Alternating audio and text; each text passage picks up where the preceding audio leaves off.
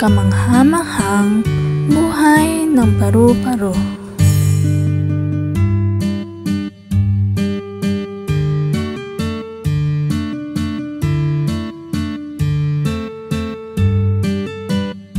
Magandang araw mga bata. Ako si Guro Mary Joy Lemos. Handa na ba kayo sa ating kamangha-manghang aralin ngayong araw? Kung ganon, tara na at umpisahan na natin. Kayo ay makinig na mabuti dahil marami kayong matututunan ngayong araw.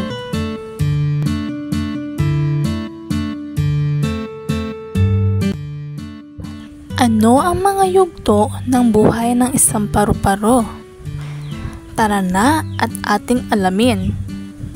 Handa na ba kayo mga bata? Mahusay!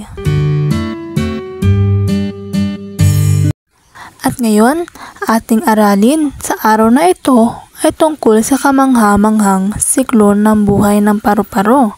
Mayroon itong 4 na yugto ng metamorphosis. Ang itlog, larva, pupa, at ang adultong paru-paro. Mayroon din ito 1, 2, 3, 4, 5, at 6 na mga paa. Nagsisimula ang siklo ng buhay sa yugto ng itlog at mga babaeng paru-paro ang nangitlog. Kadalasan sa mga halaman. Ang bilang at laki ng mga itlog ay nag-iiba, depende sa uri ng paru-paro. Ang pangalawang yugto, kapag napisan na ang mga itlog. Magsisimula na ang yugto ng larva o ang uod. Ito ay isang matakaw na kumakain ng mga dahon at iba pang mga halaman para lumaki. At may iba't ibang kulay at hugis ang mga uod.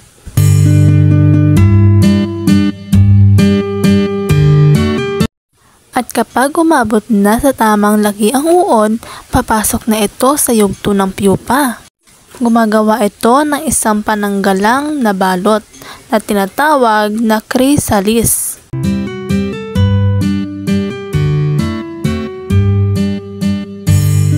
At sa loob, may isang kahanga-hangang pagbabago ang naganap. Sa wakas, lalabas na ang adultong paru-paro mula sa chrysalis. Ang mga pakpak nito ay malambot at kulubot pa, ngunit mamamaga at matutuyo rin ito. Ang paru-paro ay lilipad na upang magparami at magsimula na naman ang siklo.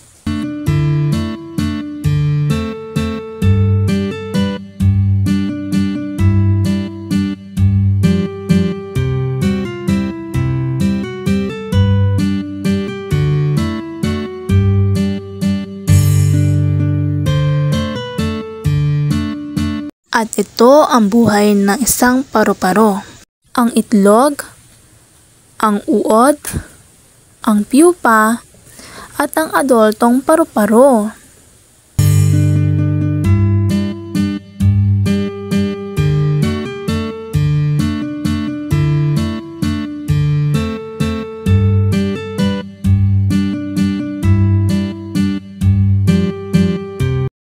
Mayroon pa akong ipapanood sa inyo na isang video para mas lalo nyong maunawaan ang buhay ng isang paru-paro.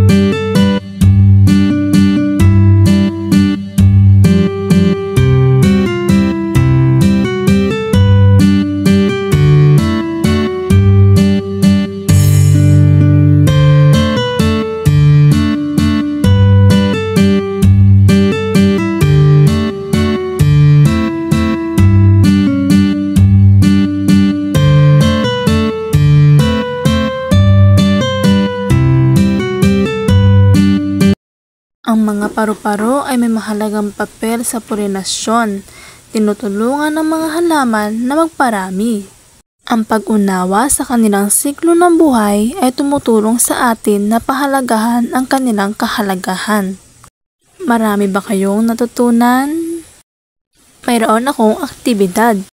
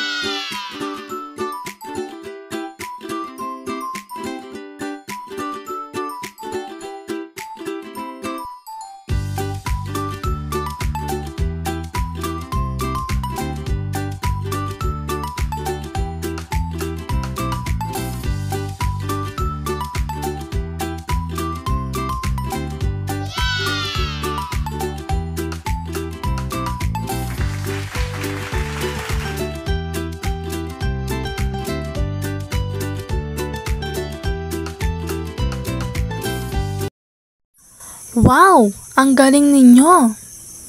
Natutunan natin ngayon na ang paru-paro ay may 4 na yugto sa buhay nito.